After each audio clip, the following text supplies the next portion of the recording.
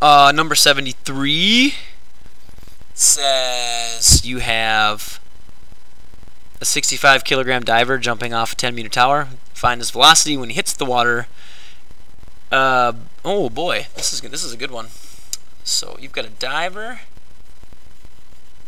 and they're jumping off of a 10-meter tower, so 10.0 meters. That's how tall this is.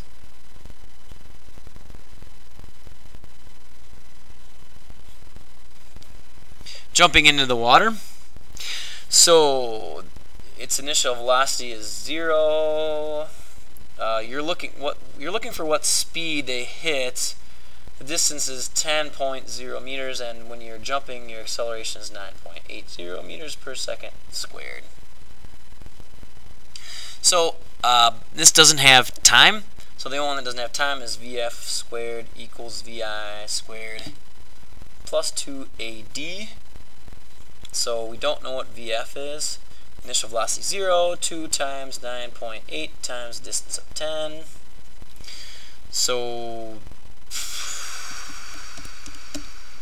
196 is VF squared. So VF, gotta take the square root of that. Square root of 196 is 16. No. Oops. 196. I think it's 14. Yeah, 14 meters per second. So part A says, well, oh, that's the speed right there. That's part A. How fast are they going when they hit the water? Now, part B, he hits the water and then he slows to a stop, right? 73 it says, and he comes to a stop 2.0 meters below the surface. So there he is below the surface. So it's going to be the same kind of problem, except, ooh, we got to find the force. Okay. So if you want to find the force on this person, we know right now that his mass is 65 kilograms. You got to find the acceleration. So what you're going to do is you're going to go through the same process that we just went through to find the acceleration. And then we're going to plug it into here and we'll be done. So what you have to do is, okay, his initial velocity when he hits the water is 14 meters per second. The final velocity is 0 because he comes to rest. We're looking for the acceleration. That is the question mark. And the distance is 2 meters. Now, let's assume that positive is down just because, and this doesn't have time again, so we're going to use the same equation, the VF squared equals VI squared plus 2AD. So coming to rest, initial velocity 14 squared plus 2 times the acceleration times the distance of 2.